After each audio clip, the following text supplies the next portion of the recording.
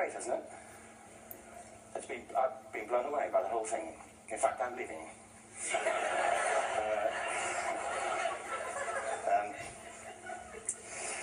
There have been three themes, haven't there, running through the conference, which are relevant to what I want to talk about. One is the extraordinary evidence of human creativity in all of the presentations that we've had and in all the people here. Just the variety of it and the range of it. The second is that it's put us in a place where we have no idea what's going to happen in terms of the future. No idea how this may play out. I have an interest in education. Actually, what I find is everybody has an interest in education, don't you? I find this very interesting. If you're at a dinner party and you say you work in education, actually you're not often at dinner parties, frankly. If you work in education, you're not asked, you know, and you're never asked back, curiously. That's strange to me. But if you are, and you say to somebody, they say, what do you do? And you say, you work in education, you can see the blood run from their face. They think, oh my God, you know, why me? It's my one night out all week. But if you ask people about their education, they pin you to the wall. Because it's one of those things that goes deep with people, am I right? Like religion and money and other things. So I have a big interest in education, and I think we all do. We have a huge vested interest in it, partly because it's education that's meant to take us into this future that we can't grasp. If you think of it, children starting school this year will be retiring in 2065.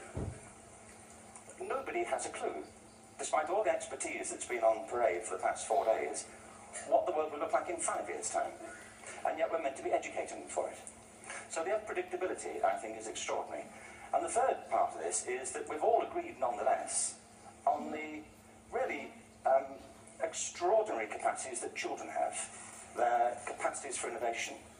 I mean, Serena last night was a marvel, wasn't she? Just seeing what she could do. And she's exceptional, but I think she's not, so to speak, exceptional in the whole of childhood.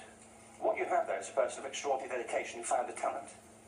And my contention is all kids have tremendous talents, and we squander them pretty ruthlessly. So I want to talk about education, and I want to talk about creativity. My contention is that creativity now is as important in education as literacy, and we should treat it with the same status. Thank you.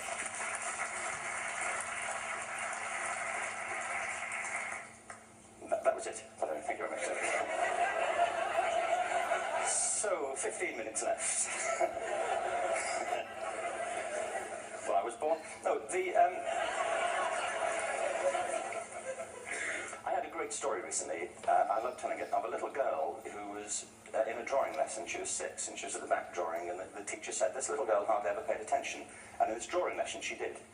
And the teacher was fascinated. She went over to her and she said, "What are you drawing?"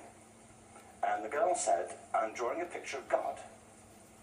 And the teacher said, "But nobody knows what God looks like." And the girl said, "They will in a minute."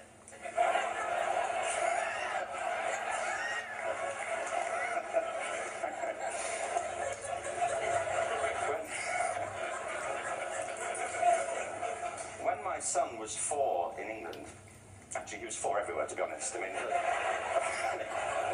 for being strict about it, wherever he went, he was 4 that year. But he was in the Nativity play. Do you remember the story? No, it's big. It's a big story. Mel Gibson did the sequel. You may have seen it. Nativity 2. But James got the part of Joseph, which we were thrilled about. We consider this to be one of the lead parts. We had the place crammed full of agents and T-shirts. You know, James Robinson is Joseph. He didn't have to speak, but you know the bit where the 3 kings come in? They come in bearing gifts, and they bring gold, frankincense, and myrrh. This really happened. We were sitting there, and they, I think, just went out of sequence. Because we talked to the little boy afterwards and said, you know, "Are you okay with that?" And they said, "Yeah, why was that wrong?" And they just switched, I think that was it. Anyway, the 3 boys came in, little 4-year-olds with tea towels on their heads, and they put these boxes down. The first boy said, "I bring you gold." And the second boy said, "I bring you myrrh." And the third boy said, "Frank sent this."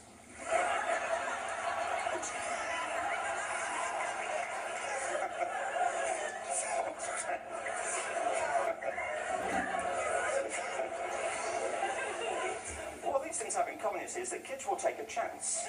You know, if they don't know, they'll have a go. Am I right? They're not frightened of being wrong. Now, I don't mean to say that being wrong is the same thing as being creative. What we do know is, if you're not prepared to be wrong, you will never come up with anything original. If you're not prepared to be wrong. And by the time they get to be adults, most kids have lost that capacity. They have become frightened of being wrong. And we run our companies this, by the way. We stigmatize mistakes. And we're now running national education systems where mistakes are the worst thing you can make. And the result is that we are educating people out of their creative capacities. Picasso once said this. He said that all children are born artists. The problem is to remain an artist as we grow up. I believe this passionately, that we don't grow into creativity, we grow out of it. Or rather, we get educated out of it. So why is this? I lived in Stratford-on-Avon until about 5 years ago. In fact, we moved from Stratford to Los Angeles. So you can imagine what a seamless transition, this was. Actually, we lived in a place called Snitterfield, just outside Stratford, which is where Shakespeare's father was born. Are you struck by a new thought? I was. You don't think of Shakespeare having a father, do you? Do you? But you don't think of Shakespeare being a child? Do you? Shakespeare being 7? I never thought of it. I mean, he was 7 at some point. He was in somebody's English class, wasn't he?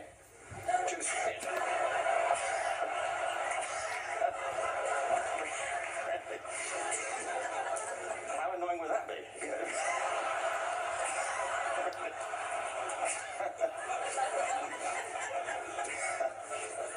Must try harder.